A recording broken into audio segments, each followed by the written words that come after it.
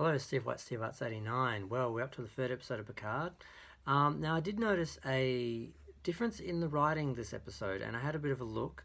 And the first episode was written by Michael Chabon, Akiva Goldsman, Kristen Beer, um, Kurtzman, and James Duff, the new writer.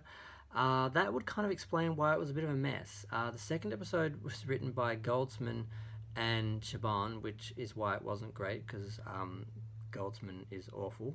But this episode was written by Michael Chabon and James Duff, who is the new writer, and it was decent. It was slow, but it was decent. Nothing particularly awful in the writing, and it was quite bearable. Now, we start off 14 years in the past at Starfleet, and Picard has gone into Starfleet to propose a new evacuation plan. And unfortunately, as he said, the people were reacting, and they were they were reacting to intolerance and fear instead of thinking. And they said the plan was unfeasible, and he basically said, accept the plan or accept my resignation. Well, they accepted his resignation. So that's why Picard left, and his pride wouldn't allow him to come back, as he said in an early episode, because basically he could have taken his resignation back, but he didn't. And also, I guess he didn't want to deal with Starfleet since they were abandoning the Romulans and not wanting to help them. And he basically said they never wanted to. So Raffi's called in, and she apparently is fired and loses her security clearance, and then spirals into alcoholism and some sort of Starfleet era drug issue. But we see them in uniform at Starfleet. It's obviously a real location they've filmed in, but it's passable. The uniforms are okay. They look kind of next gen. They're pretty much the same uniforms, but it didn't bother me. Now, next off, we go to Vasquez Rocks, where I'm not going to go through the story in the actual order that it happens in the episode because it goes backwards and forwards and backwards and forwards. I'm just going to focus on each element. We go to Vasquez Rocks. We find Raffi is living basically in poverty, in what she calls a hovel, and she comments on Picard's comparative wealth. And that's something that bothers me because in Starfleet, in Star Trek in the future, there is no poverty. No one on Earth would be living like this. So along with the lower class of workers on the Mars planet, I don't know if these are things they're writing into Starfleet to change it, or they're writing this because they don't understand Star Trek. They don't understand these things wouldn't exist in Star Trek. So basically, she doesn't want to join Picard. She does say she had proof of conspiracy on Mars and there was a cover-up. She's found him a pilot, but she wants him to leave, so he leaves. Now, later, she is researching, and he calls up knowing she's researching and says, look, I'm going to send you everything that Daystrom has on Maddox. She says she doesn't want it, but of course she does. She finds Maddox on a place called Free Cloud, and she basically joins Picard later on. Now we go to the Borg Cube, and basically Hugh is the executive director of the Reclamation Project.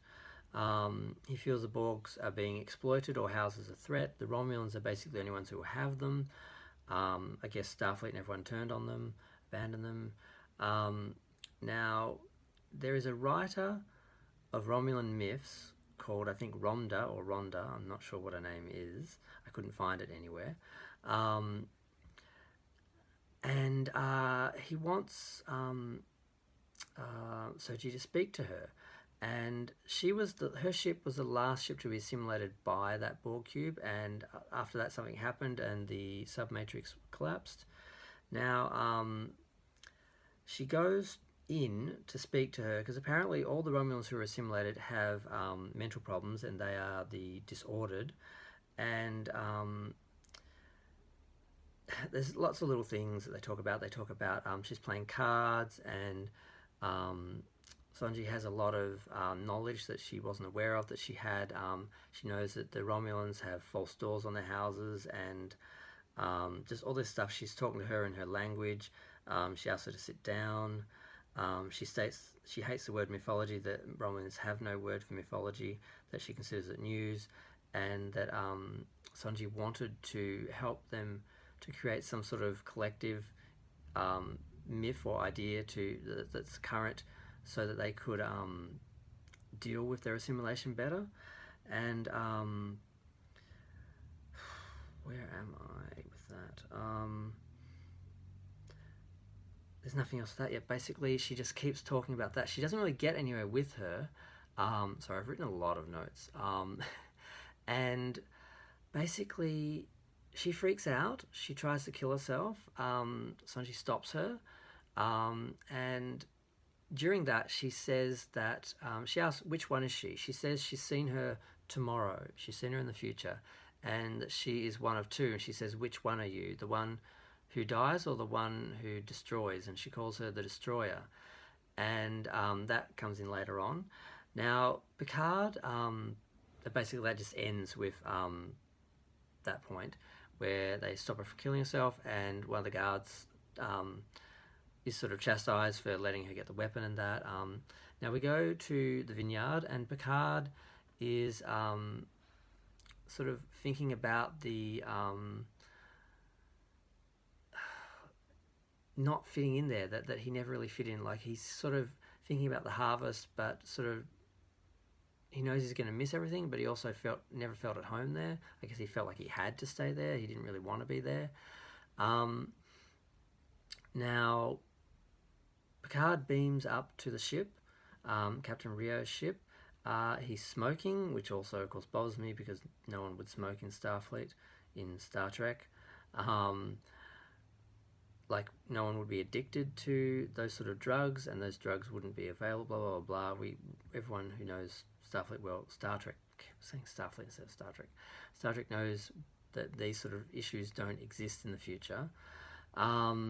Now, he's rude to the EMH, who is helping him because he's injured. He's just come from a mission, I guess. He's got a big chunk of metal sticking out of him. And he's got his shirt off. He's fairly hot. He's kind of bitter because his last commander died, and he's still dealing with that. Picard can see he still is a Starfleet officer, Starfleet to the core, and basically he agrees to help him, and Picard goes back to the vineyard, and the vineyard is attacked by the Romulans, the Tal Shiars, or whatever the people are behind them. And they fight them off. They have hidden phases. Picard, at first I was disappointed because he was just like, oh, get down, Picard. And I'm like, oh, don't tell me he's not going to do anything. He's just going to be like the old man hiding in the corner. But he does actually attack one of the Romulans with his walking stick, and then grabs a phaser and shoots a couple of them. So it ends up okay. But and also Dr. Jurati shows up. Because earlier, I forgot to mention, she is visited by the director of Starfleet Security, Commander O, who appears on Earth at the Daystrom Institute in sunglasses, because apparently nobody knows that Vulcans have an inner eyelid. They don't have to deal with sun.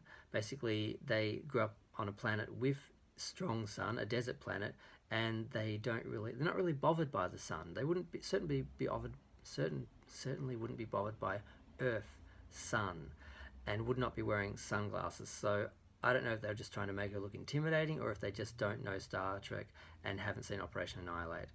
But she shows up at Picard's vineyard. She actually shoots the last Romulan and kills him, because Romulan phasers don't have stun apparently, or it wasn't on stun, so she's a bit rattled. She asked to join them.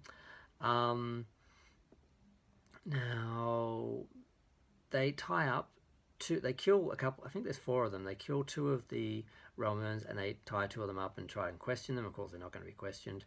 Before long, one of them bites his little acid pill, which basically dissolves him. He spits on the Romulan. What is his name? I wrote it down. Of course, I can't find it. the male Romulan helper that's helping Picard, and he pulls his shirt off and he's fine. But basically, the last thing he manages to say is that the girl is not who you think, that she's the destroyer, and basically that Raffi shows up and they all just decide to. Sorry, that's on the ship. They all decide basically to join Picard. They beam up. Raffi's there. And yeah, they're basically just getting ready to leave. Now, before we go to how the episode ends, Soji is called by her mother, and she is basically talking about Daj like she hasn't died, and saying that she just got a puppy, and Soji passes out. When she wakes up, Narek appears. He comes in, says he's falling in love with her. She tries to explain to him that she's confused at how she knew all the knowledge about the Romulans, and he doesn't really, he obviously doesn't want her to know that she is an android.